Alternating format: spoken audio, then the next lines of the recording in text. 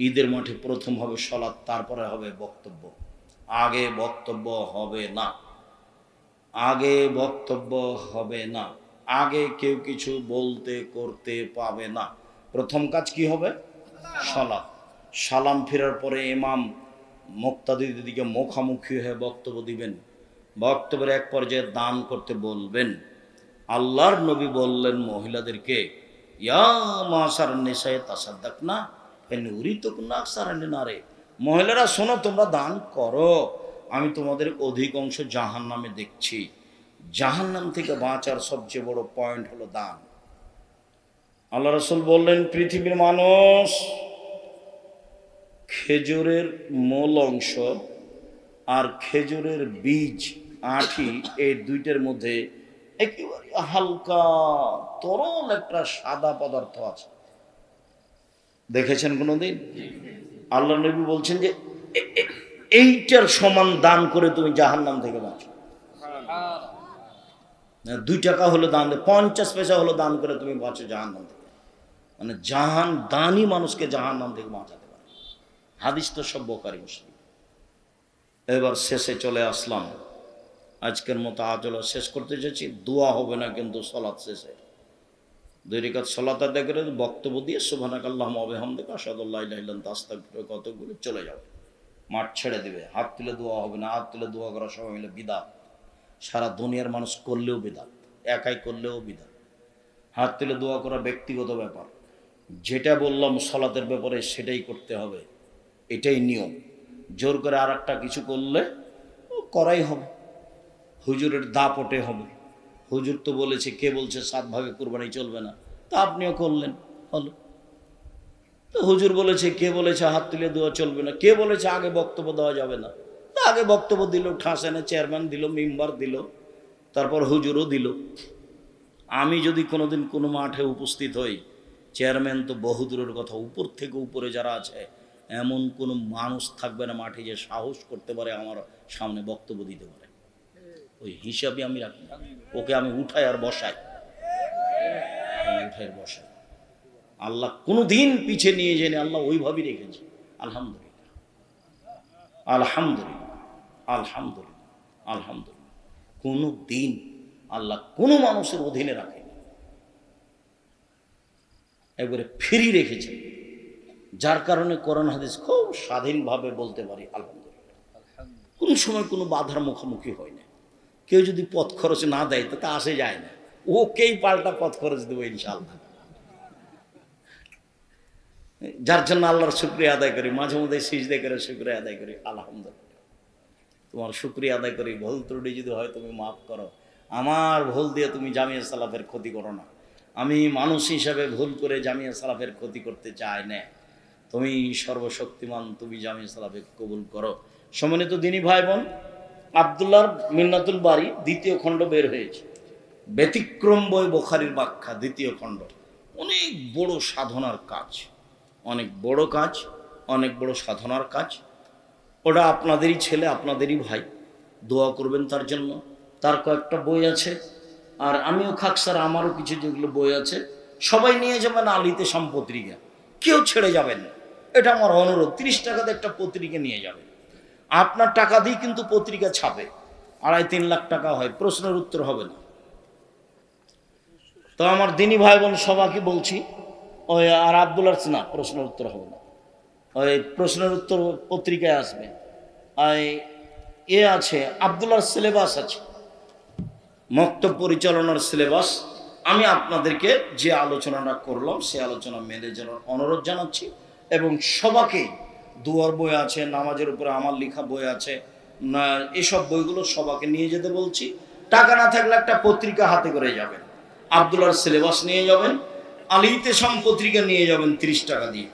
আমার দিনী ভাই বোন যারা আমার দিনী বোন আছেন, ঈদের দিনের প্রথম কাজ এক খেলে চেয়ে থাকবেন, 19-20 হয় না যেন।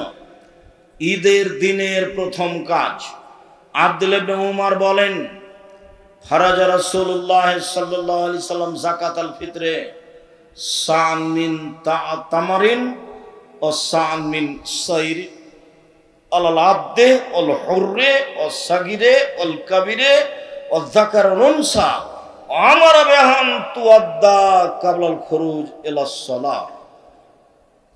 আল্লাহর নবী যাকাতুল ফিতরা ফরজ করেছেন 1 সা খেজুর, 1 সা জব, ছোট বড় পুরুষ নারী দাস দাসী স্বাধীন সবার উপরে। যে ভিক্ষা করে খায় তাকেও ফিতরা দিতে হবে, দিন মজুরকেও ফিতরা দিতে হবে। যে ভিক্ষা করে খায় তাকে আগে ভিক্ষা করে রেডি করতে হবে ফিতরা, নইলে গ্রামবাসী তার ফিতরাটা দিয়ে দিবে। পাল্টা ফকিরকে দেওয়ার সময় বেশি করে দিতে হবে, সবাকেই দিতে হবে ফিতরা। ঈদের মাঠে যাওয়ার পূর্বে ফিতরা বের করতে হবে। এই স্বভাব আগে আপনার বাপ মা দাদা দাদির ছিল। ওরা ঈদের মাঠে যাওয়ার আগে কি করত? ফিতরা বের করে ঈদের মাঠে যেত। এটাই সুন্নাত, এটাই মূল কথা। যে ঈদের দিন প্রথম কি কাজ? ফিতরা বের করা। আব্দুর রাজ্জাক সাহেব, আমরা তো 15 রমজান থেকে ফিতরা বের করি। ওই জন্যই তো কথা আজকে। অতিরিক্ত 29 বা 30 রমজানে ফিতরা বের করা যায় আব্দুল্লাহ ইবনে উমরের বর্ণনায়। ঈদের দিনের 1 নাম্বার কাজ সকালে উঠে ফিতরা বের করতে হবে। আরেকটা হাদিস বলি এইখানে, খুব খেয়াল করে থাকবেন, আমার দিকে চেয়ে থাকবেন। আর ছেলেরা আপনাদের সামনে আসলে 10টা টাকা ছাড়াও ফেরত দেবেন। হোক 10টা টাকা, 50 টাকা হোক, 500 টাকা হোক, 100 টাকা হোক। দানে টাকা বাড়ে, কমে না। অনেক হাদিস। দানে কবরের শাস্তি বন্ধ হয়ে যায়, দানে বাপ মায়ের পাপ মিটে যায়। ও খুব পাওয়ারফুল জিনিস, খুব শক্তিশালী জিনিস দান। দানটার একটা পরিবেশ হয়েছে, যখনই কোনো মানুষ দানের কথা বলে তখন আমাদের অন্তরে একটা ধাক্কা খায়। ওর প্রয়োজনে চাচ্ছে, কি যে করবে, ওর প্রয়োজনে চাচ্ছে। এই জিনিসটা আমাদেরকে ঘালি করে দেয়। আমরা যদি আলেম ওলামা যদি মানুষকে বুঝাতে পারতাম যে আপনি এদিকে আসেন না ওইদিকে থাকেন, যে দান হলো একটা দান, ইবাদত।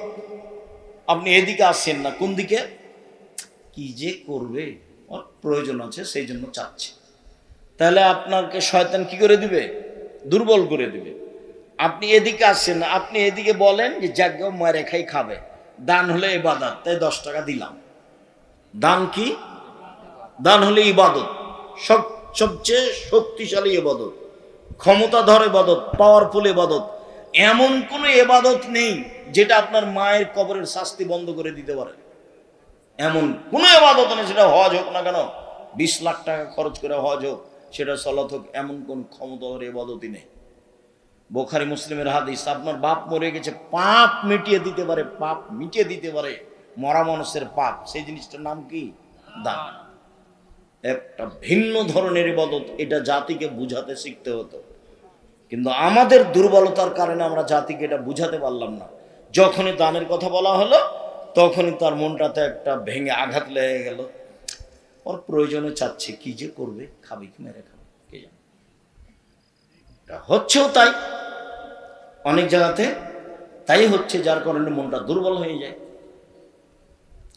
প্রথম কাজ। আর একটা হাদিস বলি এখানে, আবু সাঈদ খুদরি রাদিয়াল্লাহু তাআলা আনহু বলেন, কুন্না নুখরিজু যাকাতাল ফিতরে, আমরা ফিতরা বের করতাম, সান মিন তামিন, 1 সা খাদ্য, সান মিন তামরিন, 1 সা খেজুর, সান মিন জবি, সান মিন শাইরিন, 1 সা জব, সান মিন আকিতিন, 1 সা পনির, সান মিন জববিন, 1 সা কিশমিশ।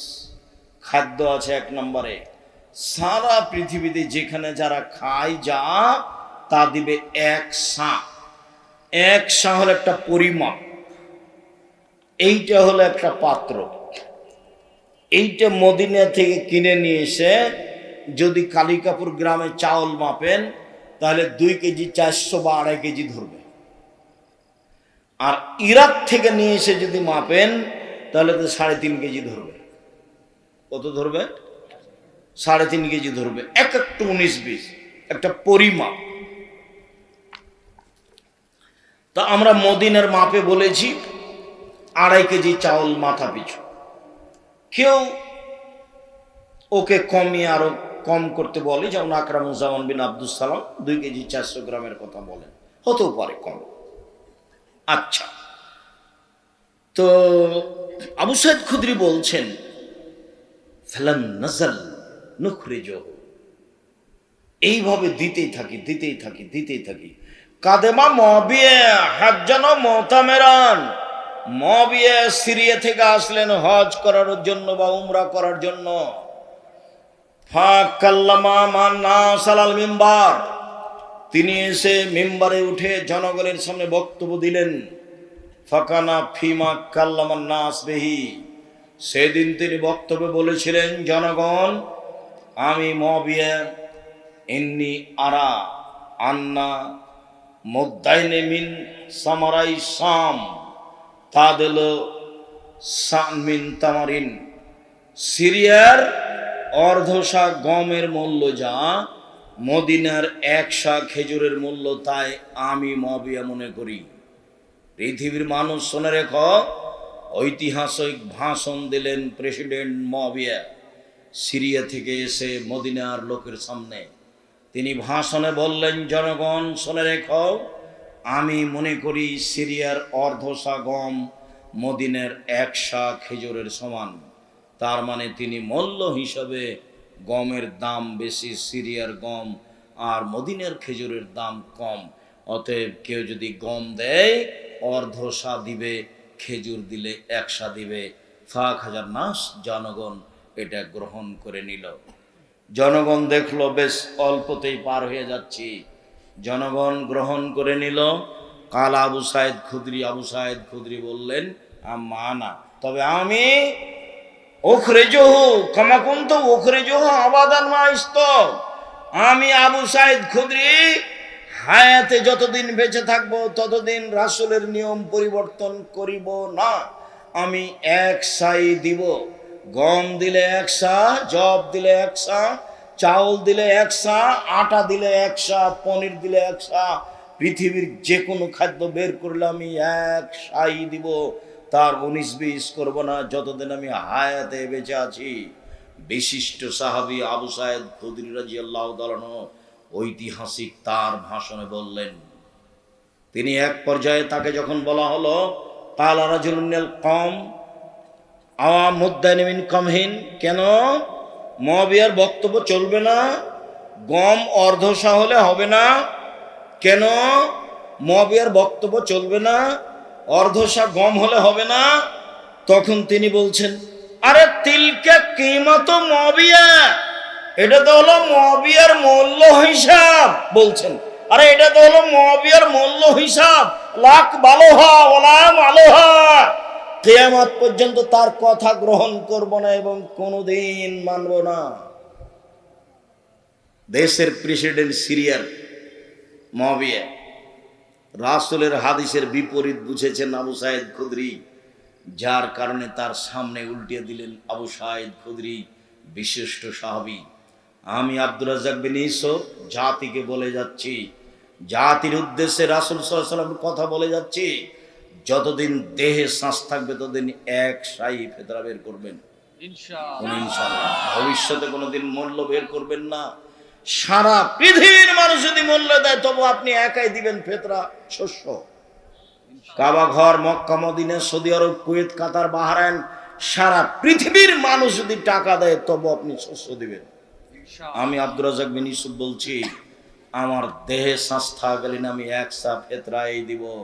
সারা দুনিয়ার মানুষ যদি টাকা দেয় তবু টাকা দিয়ে ফিতরা আদায় হবে না। আমি বলেছিলাম কাবা ঘর কেন, সারা পৃথিবীর মানুষ যদি মাস্ক পরে করোনা থেকে বাঁচার জন্য, আমি আব্দুর রাজ্জাক বিন ইউসুফ করোনা থেকে বাঁচার জন্য মাস্ক ব্যবহার করব না। সারা পৃথিবীর সব মসজিদে যদি 3 ফুট পর পর সালাত হয়, আমি যদি আমার মসজিদে বাইতুল হাম জামি মসজিদে 3 ফুট পর পর সালাত আদায় করতে হয় বলে জরুরি ঘোষণা হয়, তাহলে আমি বাড়িতে সালাত আদায় করব আহাল পরিবার নিয়ে, পায়ের সাথে পা মিলিয়েই পড়বো, 3 ফুট পর পর পড়বো না। কোনদিন পরিবর্তন হওয়া লাগেনি। যারা একবার বলছিল জোর করে, এমন করে মুখখান চুপসি লেগে গেছে, কথা বলে না। আরে মাওলানা সাহেব, তোমার সুলিও হয়নি, ফাঁসিও হয়নি। পৃথিবীর কোন সরকার কোন আলেমকে ফাঁসি দেয়নি। আলেম মাওলানা সাহেব আগে বলছেন এই 3 ফুট পর পর, 3 ফুট পর পর। ধর্ম কি তোর আপে 3 ফুট পর পর কিসের? মাস্ক এখন লাগানো, এই যে বালু আছে, ধুলা আছে, রাত দিন এখন মাস্ক ব্যবহার করেন, সব সময় করেন মাস্ক ব্যবহার, ধুলা বালু এসে নাকে ঢোকে। করোনা থেকে বাঁচার জন্য মাস্ক ব্যবহার করবেন কেন? করোনা আমার জন্য হবে কি না পৃথিবী সৃষ্টির 50,000 বছর পূর্বে লেখা আছে। যেদিন করোনার এই ঘোষণা হলো, সেদিন আমি বললাম কারো করোনা হলে আমি আব্দুর রাজ্জাক বিন ইউসুফ তার সাথে এক প্লেটে খেতে প্রস্তুত। কারো করোনায় যদি মরণ হয়, আমি তার গোসল দিব, জানাজা দিব। তাতে যদি আমার করোনা হয়, আমি বলবো না তার গোসল দিয়েছে এই জন্য আমার করোনা হয়েছে, আমি বলবো পৃথিবী সৃষ্টির 50,000 বছর পূর্বে আমার নামেও করোনা লেখা হয়েছিল, তাই এই জন্য আমার হয়েছে। নইলে মেডিকেলে ওই সম্পর্কে দেখেছেন যে ছেলে মেয়ে পাশে যাচ্ছে না, করোনা ধরে নেবে সেই জন্য। আবার কোন কোন দেখা যাচ্ছে যে ওর স্ত্রী ওর গায়ের সাথে আছে লেগে, তো ওকে করোনা হয়। আবারও যা খেয়েছে তার নিচে ফেলে দেওয়া হয়েছে, ফকির খাচ্ছে, ওকে করোনা হয়। সব পাগল, ধর্মকে পাগল পেয়েছে। মানুষের ভাগ্য কখন লেখা হয়েছে? 50,000 বছর পূর্বে। সেদিন আল্লাহ রসুল বলছেন কাতাবা হায়াতাহা মাউতাহা রিজকাহা মাসায়াবাহা, সেদিন মরণ, জীবন, রুজি, রোগ ব্যাধি, করোনা লেখা হয়ে গেছে। সতর্কতার সাথে মানুষ যদি বেঁচে যেত, তাহলে ঢাকা যমুনা ফিউচার পার্কের মালিক করোনায় মরতো না। কেন? তারা দেশের পানি খায় না, তারা দেশের পানি খেত না, সব বাহিরের পানি খায়। এ দেশে বসবাস করে বাহিরের পানি খায়। আর ওদের বাড়ি হলো আপনার ওই দুবাইয়ের সাগরের উপরে। কয় টাকা লাগে সাগরের উপরে বাড়ি করতে? ও 50 কোটি 100 কোটি হলে তো হয়ে যায় সাগরের উপরে একটা বাড়ি। ও তো কয়েকশো কোটি টাকার মালিক, কয়েক হাজার কোটি টাকার মালিক। বসুন্ধরায় জমি আছে কত হাজার শতক, সে নিজেই জানে না। 1 শতকের দাম 1 কোটি টাকা। তো নেই নেবার টাকা কম, মানে টাকা কম ব্যাপারই নয়। এ দেশের পানি খাবে কেন? সম্মানিত দিনী ভাই বোন, কোনোদিন তার দাম দিয়ে জীবিকা নির্বাহ করার চেষ্টা করবেন না, ভাগ্যের উপরে বাঁচার চেষ্টা করবেন। আবু সাইদ খুদরির জোরালো বক্তব্য মনে রাখবেন, এক সাই শস্য হতে হবে, জীবনে কোনোদিন মূল্য দিয়ে ফেতরা আদায় হবে না। চলেন দ্বিতীয় কাজ হলো গোসল। আলীকে বলা হলো গোসল, তখন আলী বললেন গোসল করা উত্তম জুমার দিন, কুরবানির দিন, ফিতরার দিন, আরাফার দিন। গোসল। 3 নম্বর কাজ হলো খেয়ে বের হতে হবে ঈদুল ফিতরে, আর না খেয়ে বের হতে হবে ঈদুল আজহাতে। আনাস রাদিয়াল্লাহু তাআলা আনহু বলেন, ইয়াকুল রাসূলুল্লাহ সাল্লাল্লাহু আলাইহি সাল্লাম ক্বাবলা ইয়াযহাবিল মুসাল্লা তামারাতিন, ঈদের মাঠে যাওয়ার পূর্বে আল্লাহ রাসূল কয়েকটা খেজুর খেয়ে নিতেন। ইয়াকুল বিতরান, বিজোড় খেজুর খেতেন, বিজোড় খেজুর খেতেন। বুরায়দা রাদিয়াল্লাহু তাআলা আনহু বলেন, ইয়াতাম রাসূলুল্লাহ সাল্লাল্লাহু আলাইহি সাল্লাম ক্বাবলা ইসাল্লিয়াল ফিতর, ঈদুল ফিতর পড়ার আগেই আল্লাহ রাসূল খেতেন। ওয়ালা ইয়াতাম ইলা ইসাল্লিয়া, আর কুরবানির সালাতের পরে খেতেন। তাহলে ঈদুল ফিতরে আগে খেতেন, ঈদুল আজহাতে পরে খেতেন। 3 নম্বর গেল। 4 নম্বর হলো কখন বের হবেন ঈদের সালাতের জন্য। আব্দুল্লাহ ইবনে বুসর রাদিয়াল্লাহু তাআলা আনহু বের হলেন তার কিছু জনগণকে নিয়ে ঈদের মাঠে পৌঁছালে তিনি আনকারা ইবতাল ইমামে, ইমাম দেরি করে সলাত আদায় করেছেন, এটাকে তিনি নাকচ করে দিলেন। হ্যাঁ, এত দেরি করে সলাত আদায় করলেন কেন? হিনা তাসবিহ, সেটা হলো চাষতের সময়, 7টা 7:30টায় সলাত আদায় করেছে। তখন আব্দুল্লাহ ইবনে বুসর বলছেন, আপনার এটা ঠিক হয়নি। কাদ ফারাগানা হাজি সা, এই সময় আমরা রাসূলের যুগে সলাত শেষ করে দিয়েছি, এখন আপনি সলাত শুরু করবেন মানে? তার মানে ঈদের সলাত শুরু হবে সূর্য ওঠার পরে। বাংলাদেশে কালিকাপুরে, রাজশাহীতে ঈদের সলাত শুরু হচ্ছে 7:30টা, 8টা, 9টা। ঢাকার ঈদগাহে মাঠে একটা হলো 8টায়, একটা হলো 9টায়, একটা হলো 10টা। ধর্ম পৈতৃক সম্পত্তি, যার যা মনে লাগে সে তা করবে। ঈদের সলাত হবে সূর্য ওঠার পরপরই, 6টা, 6:30টা, ঠেকে না হয় 7টা, এর পরে যেতে পারে না। প্রয়োজনে মাঠ বড় হবে, তবুও হচ্ছে না। প্রয়োজনে মাঠ ভাগ হবে, এক ঈদের মাঠে একাধিকবার সলাত হবে না। সারা দুনিয়ার মানুষ করলে সারা দুনিয়ার মানুষই বেদাতি, তারা রাসূলের সুন্নাত মানে না। কথা আরো আছে, খুব খেয়াল করে থাকতে হবে। এই ছেলে, সম্মানিত দিনী ভাই বোন, কখন বের হবেন, কিভাবে বের হবেন? পায়ে হেঁটে। এখরজু রাসূলুল্লাহ সাল্লাল্লাহু আলাইহি ওয়াসাল্লাম মাসিয়ান ইয়ারজু মাসিয়ান, আল্লাহর নবী পায়ে হেঁটে ঈদের মাঠে যেতেন, পায়ে হেঁটে ঈদের মাঠ থেকে আসতেন। পরে ভুলে যেতে পারে আর একটা কথা রেখে রেখে 6। আনাস বলছেন, এজা কানা ইয়ামুল ঈদ খালাফাত তারিকা, যেদিন ঈদের দিন হতো আল্লাহ রাসূল রাস্তা পরিবর্তন করতেন, একটা দিয়ে যেতেন আর একটা দিয়ে আসতেন। অল্প হলেও পরিবর্তন করার চেষ্টা করবেন। এইবার তাকবীর, এখনো ঈদের মাঠ থেকে, বাড়ি থেকে বের হয়নি, এখনো কোথায় আছি? বাড়িতেই আছি, এখন বের হব, তার প্রস্তুতি। ইবনু শিহাব জোহরি বলেন, কানান নাস হিনা মে ইয়াখরুজুনা ইউকাব্বিরুনা, বাড়ি থেকে বের হওয়ার সময় তাকবীর শুরু করতেন, হাত্তা ইয়াসুলুল মুসাল্লা, ঈদের মাঠে যাওয়া পর্যন্ত। বাড়ি থেকে বের হওয়ার সময় বলতেন ঈদুল ফিতরে, আল্লাহু আকবার, আল্লাহু আকবার, লা ইলাহা ইল্লাল্লাহ, আল্লাহু আকবার, আল্লাহু আকবার, ওয়ালিল্লাহিল হামদ, আল্লাহু আকবার কাবীরা, আলহামদুলিল্লাহ কাসীরা, সুবহানাল্লাহি বুকরাতাও আসিলা। এই দুয়ার আমি কোনোদিন প্রমাণ পেশ করতে পারিনি, যার কারণে এটা বলি না।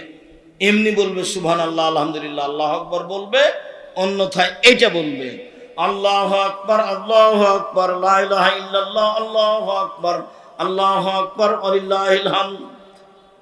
হাত্তা ইয়াকসুরুল ইমাম, ইমাম যখন সালাতের জন্য বের হবে তখন এটা বন্ধ হয়ে যাবে। সারাদিন চলবে, তার এটা নিশ্চিত বিবরণ পাওয়া যায় না। তবুও বললে একদিন, ফজরের পর থেকে নিয়ে সূর্য ডোবা পর্যন্ত ঈদুল ফিতরে, আর ঈদুল আজহাতে হবে 1 তারিখ থেকে নিয়ে 13 তারিখ পর্যন্ত। ওটা লম্বা হয়ে গেল। ওই 10 দিন যে খুব দামি দিন, কি দিয়ে দাম পার করবেন? দামি যে, তো কি দিয়ে দাম দিবেন? 1 তারিখ থেকে 13 তারিখ পর্যন্ত চলবে। আল্লাহু আকবার, আল্লাহু আকবার, লা ইলাহা ইল্লাল্লাহ, আল্লাহু আকবার, আল্লাহু আকবার, ওয়ালিল্লাহিল হামদ। খালি যারা হজ করতে গেছে তারা নাই খালি বলছে লাব্বাইক আল্লাহুম্মা লাব্বাইক, লাব্বাইক লা শারীকা লাক, লাব্বাইক ইন্নাল হামদা ওয়া নি'মাতা লাক ওয়াল মুলক লা শারীকা লাক। তোমার দরবারে উপস্থিত, আমরা তোমার দরবারে উপস্থিত, প্রশংসা তোমার, অনুগ্রহ তোমার, রাজত্ব তোমার, কোনো শরীক নাই তোমার।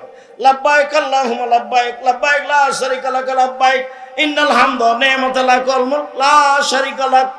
ওরা না এটা বলছে, আমাদের বলার কিছু নেই, আমরা একবারে মাঠ ঘাট একাকার করে দেব। আল্লাহু আকবার, আল্লাহু আকবার, লা ইলাহা ইল্লাল্লাহ, আল্লাহু আকবার, আল্লাহু আকবার, লিল্লাহিল হামদ। ইয়াখরুজু আবু হুরায়রা আব্দুল্লাহ ইবনে উমর ইলা সুক ফিল আইয়ামিল আশর।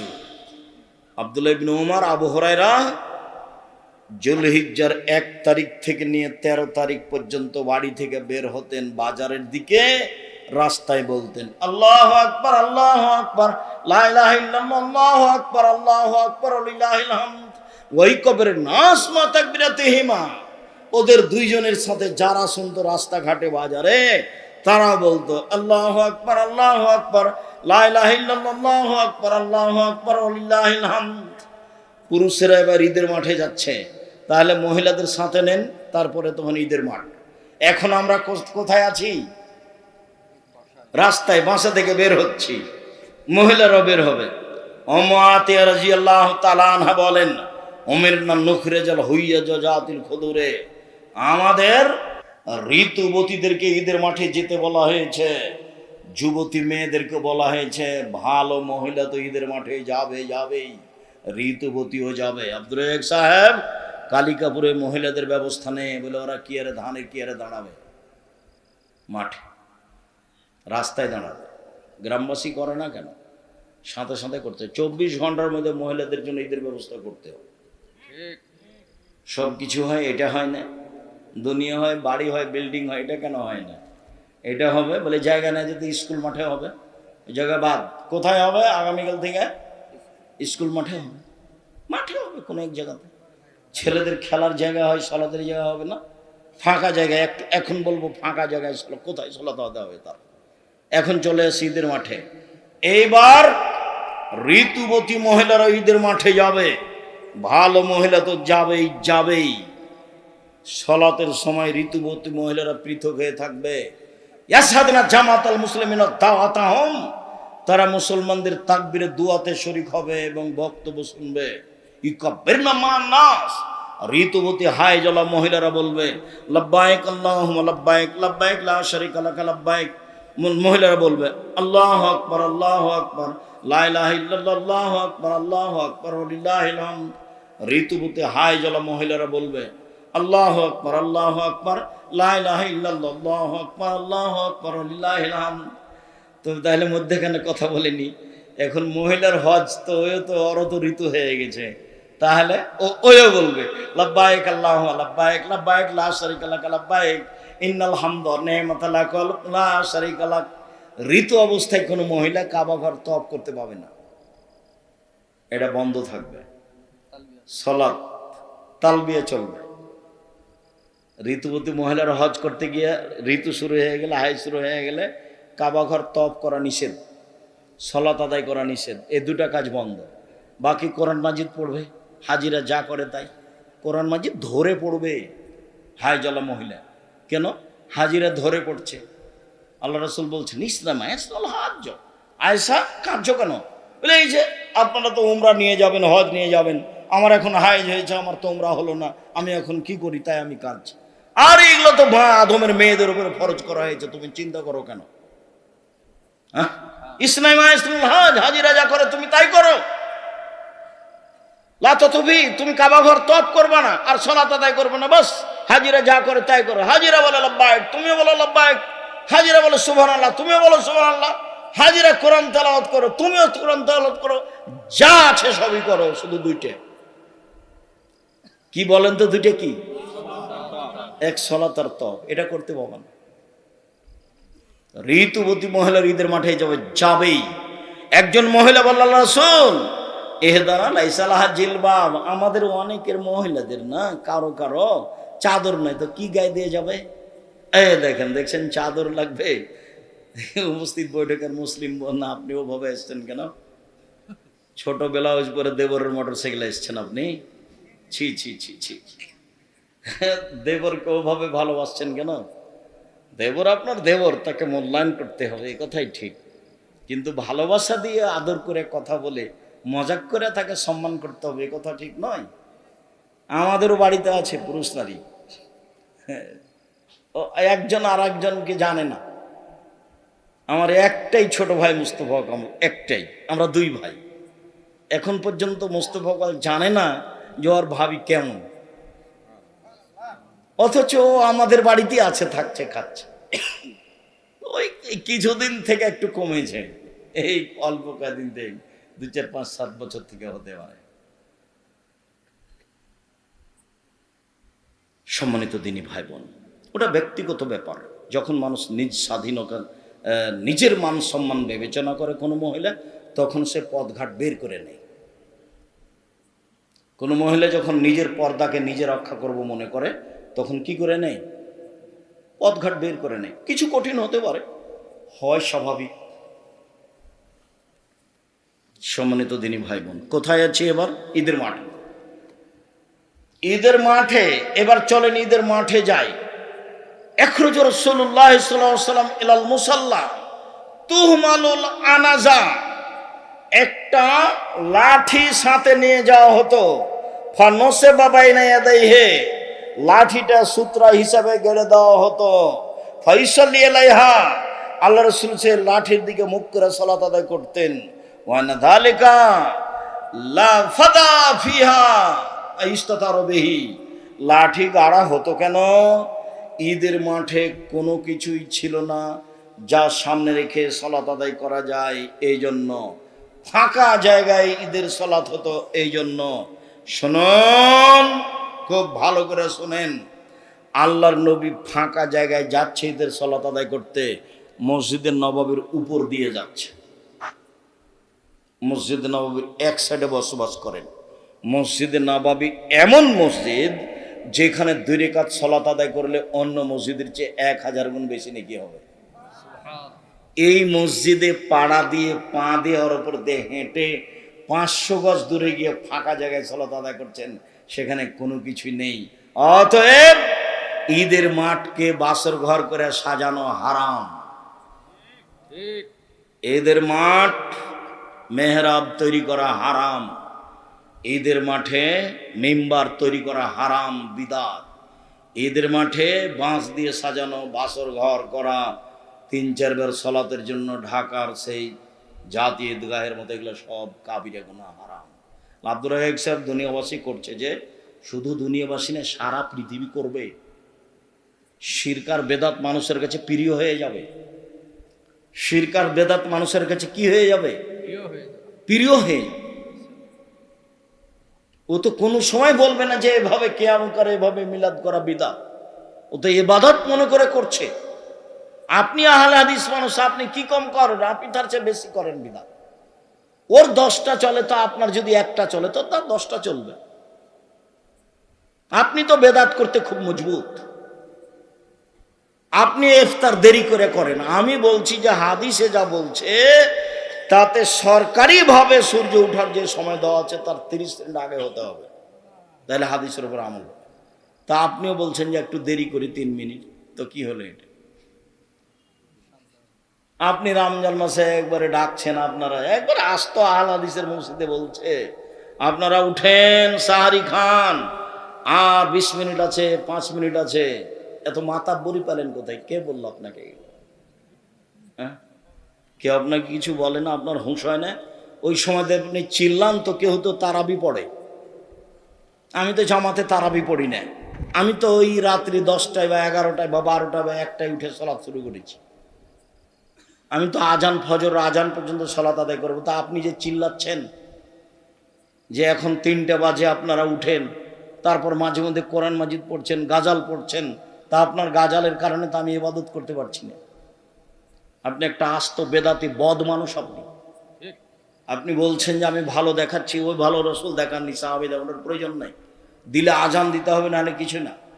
আগেকার আমার মা চাচিরা কি দেখে ভাত রান্না করতো? 3 তারা, 7 তারা, 3 তারা হয়েছে, সেটা করব।